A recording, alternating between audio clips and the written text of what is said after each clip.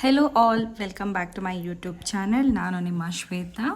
So Sunday ಅಂದರೆ ಎಲ್ರಿಗೂ ಮನೆ ಕೆಲಸ ಅದು ಇದು ಅಂತ ತುಂಬಾ ಮೈಂಡ್ ಔಟ್ ಆಗಿರುತ್ತೆ. ಸೊ ಅದೇ ರೀತಿ ನನಗೂ ಕೂಡ ಫುಲ್ಲು ಕನ್ಫ್ಯೂಷನಲ್ಲಿದೆ ಏನು ಮಾಡಬೇಕು ಅಂತ ಹೇಳಿ. ಸೊ ತಲೆನ ಕೂಲ್ ಮಾಡೋಕ್ಕೋಸ್ಕರ ನಾನು ಒಂದು ಐಸ್ ಕ್ರೀಮ್ನ ತಿಂದೆ.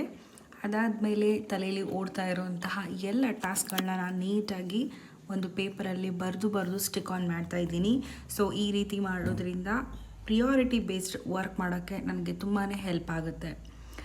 ಈ ರೀತಿ ಬರೆದು ಅಂಟಿಸೋದ್ರಿಂದ ನನಗೂ ಕ್ಲಾರಿಫಿಕೇಷನ್ ಸಿಗುತ್ತೆ. ಇದಾದಮೇಲೆ ನಾನು ಸ್ಟಾರ್ಟ್ ಮಾಡ್ತಾ ಇರೋದು ಮೊದಲು ಪಾತ್ರೆಯಿಂದ. ಸ್ಯಾಟರ್ಡೇ ಅಂದರೆ ತುಂಬಾ ಸ್ನ್ಯಾಕ್ಸ್ಗಳನ್ನ ಮಾಡಿ ತುಂಬ ಪಾತ್ರೆಗಳನ್ನ ಜೋಡಿಸ್ಕೊಂಡ್ಬಿಟ್ಟಿದ್ದೆ. ಸೊ ಅದಕ್ಕೋಸ್ಕರ ಮೊದಲೇ ಇಲ್ಲಿ ಪಾತ್ರೆಗಳನ್ನ ನೀಟಾಗಿ ತೊಳೆದು ಇಡ್ತಾಯಿದ್ದೀನಿ. ಅದಾದಮೇಲೆ ಮನೆಗೆ ಕೆಲಸನ ಎಲ್ಲ ಮುಗಿಸ್ಕೊಂಡು ಇಲ್ಲಿ ಗ್ಲಾಸನ್ನೆಲ್ಲ ಕ್ಲೀನ್ ಮಾಡಿಕೊಂಡು ಕಬರ್ಡ್ನೆಲ್ಲ ನೀಟಾಗಿ ಒರೆಸಿ ಇಟ್ಕೊಳ್ತಾ ಇದ್ದೀನಿ. ಇದಾದಮೇಲೆ ಸ್ಟವ್ ಕೂಡ ಒರೆಸ್ತಾ ಇದ್ದೀನಿ. ಸ್ಟವ್ ಅಂತೂ ಎಷ್ಟು ಸರಿ ಒರೆಸಿದ್ರು ಕೂಡ ಅಷ್ಟೇ, ಮತ್ತು ಪದೇ ಒರೆಸ್ತಾ ಇರಬೇಕು ಸ್ನೇಹಿತರೆ.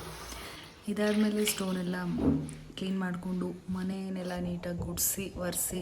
ಇದಾದಮೇಲೆ ಇವತ್ತು ಸಂಡೇ ಅಂತ ಹೇಳಿ ನಾನಿಲ್ಲೊಂದು ಹೇರ್ ಆಯಿಲ್ನ ಪ್ರಿಪೇರ್ ಮಾಡ್ತಾ ಇದ್ದೀನಿ.